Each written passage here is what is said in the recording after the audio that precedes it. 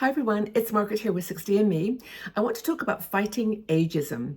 As we get older, we face it every day, and most of us just ignore it. We're not invisible. We feel that we're relevant and present in this world, but some people are concerned about it, and I understand. So I want to talk about a way to fight ageism, to push back on aging stereotypes with two things: your body and your voice. Now, I was inspired to do this video by someone that I'd never heard of before. His name was Rene Rodriguez, gentleman on, I think it was on Instagram or TikTok, I can't remember, but he had a series. I think it was 10 things that you can do to basically present yourself in a better way. Not so much fight ageism, but I just kind of took it to that level because it's so obvious that it would be helpful, but just how to move your body, just how to be in the world when you're talking to people, when you're doing things that are, where there's a stereotype perhaps attached to it. So he talks about 10 different things. I think they're all different things that you can do very, very easily, no cost, just the way that you move. Now, unfortunately, I wish I could stand up and show you some of this because it makes a big difference when you see it in action, but I'll do my best to describe. So first thing, the way you walk into a room, whether it's into a party, a meeting, just into someone's house, the way that you walk into a room makes a difference. Most people walk in kind of with their eyes down, and they kind of walk in quietly. You kind of go to the edges. You maybe look to the side of your eye. You look for someone that you know, so that you can go over there and talk to them and get grounded. But you walk into the room quietly, and you move and you sit and you get merge into the whatever's happening. But he says the way that you should think about this is to move in a more deliberate way. When you get to the door of the entrance to where you're going in, just pause. Don't look at anyone particularly, but just pause and wait 2 seconds. 1,000, 2, 1,000. Wait 2 seconds and then acknowledge the room. Look around the room, acknowledge it. Keep your head up, don't look down, and just acknowledge the room and walk in. Enter with confidence. Easy, that's it. Number 2. Make eye contact. Now, this is not different. It's not always in the same room. It's just like in general, making eye contact. Establishes trust, for one thing. We know this. And people will see you as important if you do one thing. Hold the gaze for 3 seconds. When you're talking to someone, I know this is true because I do it. When you're talking to someone, you tend to listen to their voice and you look at their face, but you don't look at their eyes. So hold a gaze for 3 seconds as someone is talking to you. Make a genuine connection, and that is how you do it. Connect. And I know it feels uncomfortable. 3 seconds is a little bit of time, but I tried it the other day when I was talking to my son, Nathan, and it actually, I don't know, something happened. I was, of course, being conscious of it because I was remembering, the article. Anyway, eye contact. Third thing, hand gestures. Okay, I don't do this enough, but I do it in real life, but when I'm on a video, I tend not to do it. So I'm going to try to incorporate some of the hand gestures into this video. Reinforce your message with your hands by they call it a zone of influence. It's kind of right here. This is where it is, right here, this inner chest part. This is where the zone of interest is. Now, I've got my camera is just not showing that space properly, but this is where you do your actions. This is where you talk with your hands. You make descriptions. This is your zone, your power zone. So when you're talking, put your hands up here and start talking from that base. Feel comfortable with it. That's all about hand gestures. Simple. I mean, these are, by the way, not complicated. This is not going to take long. Each one of these is so easy. It's just a matter of doing it. So walking into a room, eye contact, hand gestures, facial expressions. Now, he says, that facial expressions are like the biggest way of connecting with someone by just, moving your face, moving your body, but your face is so important. If you look miserable and grumpy, people will not respond. What's the secret? Smile. Just smile. I've always said it's the best facelift. It's just everything. Smile. Stance, the way you're standing. Okay. Now, as you get older, I know we start to do this, and a part of it's because, you're sitting at the computer or you're at the chair, but you've got to get yourself straight. This is your stance. Now, how you stand is so important because in any situation, this projects confidence. Whether you're with young people, whether you're with people your own age, you've got to show confidence in your body movement. So don't slouch, number one. Hold your head up, shoulders back. This is natural.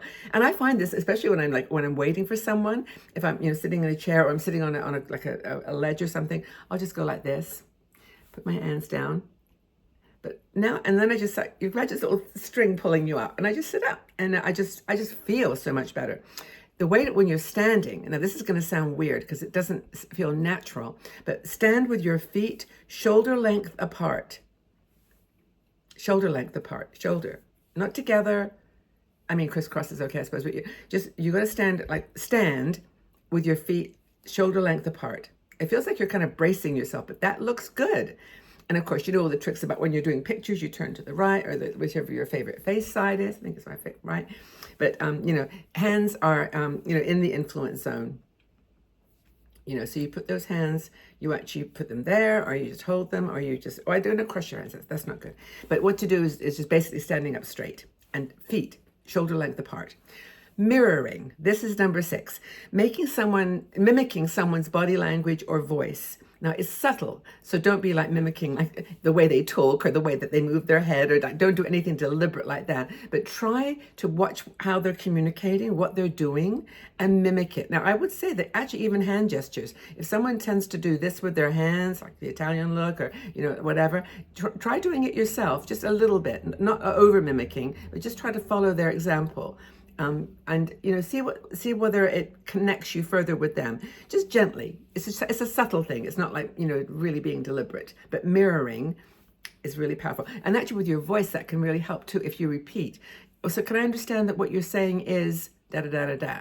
That's mirroring as well, and that's actually super helpful, especially when you're in a conversation where there's a little difference in the opinion. So you can say, okay, just to clarify, your thought is this and this and this. Okay, I understand that, respect that, whatever you want to say next, but that mirroring is really, really powerful.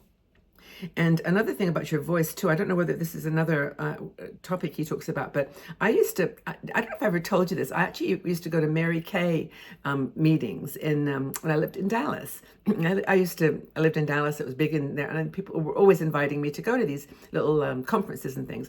So I used to go, and there was a woman. She was like the star of the show. She was like this, the bestseller in the whole company. And she got up and presented and she said, let me tell you about my experience. Well, it started when I was 12 years old and I was watching my mom put on cream. It was amazing.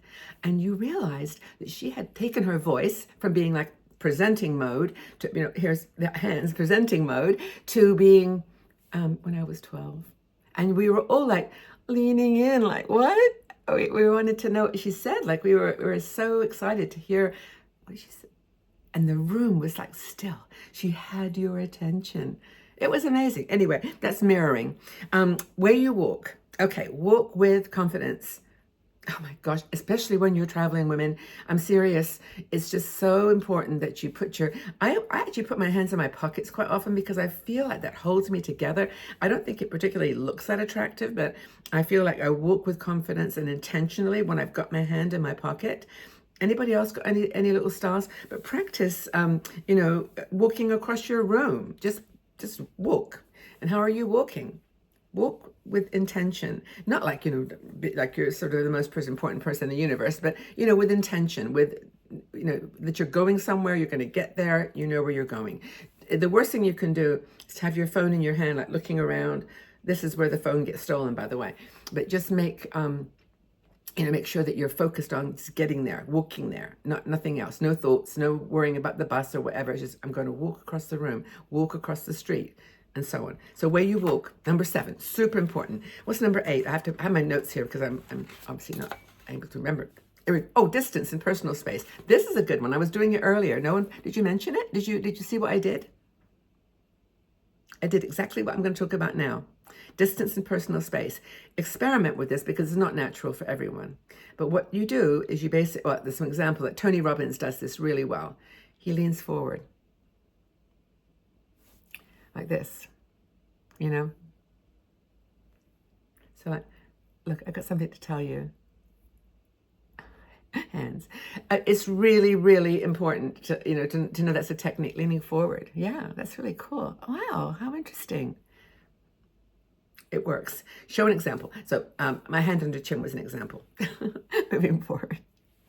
Voice and tone, of course, is a big, big one. Use your voice that's exciting, that has energy in it, that has, excitement, that grabs attention, is interesting.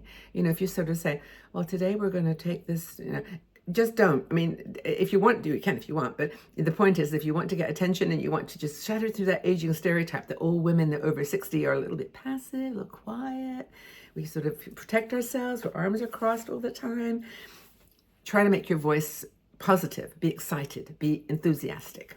Great word. Pacing and rhythm of the voice. I don't think I've got this down yet, but there's a person, what was his name? He mentioned a couple of people who do this very, very well. Part of it is softening the tone now and again. You're talking and just soften it down. That's one technique for it. But the other is to moderate the tone. Now, I think I don't know quite how you do that because I just kind of talk my normal talk. But I do find that sometimes I talk a little bit more expressive. My voice goes up. I get really excited. I'm so happy to be here today. And then I go back to my normal voice. So it's like kind of using your voice in different tones because that kind of interests people. And I'm not saying, I know that last time I did this video on, what was it, 3 ways to look younger. Everybody said, I don't even care if I look younger. It's not my concern. And that's fine, totally cool. But if you actually, I might say, well, I'm not fighting ageism. What's the point? I mean, there's no point in that. I'll just walk the way I want to, talk the way I talk. But if you in any way feel interested in like not being invisible, being more present, more engaged, more respected, more confident, maybe some of these will help. Have you tried any of these? I don't know. Maybe they will work. I'd love your feedback.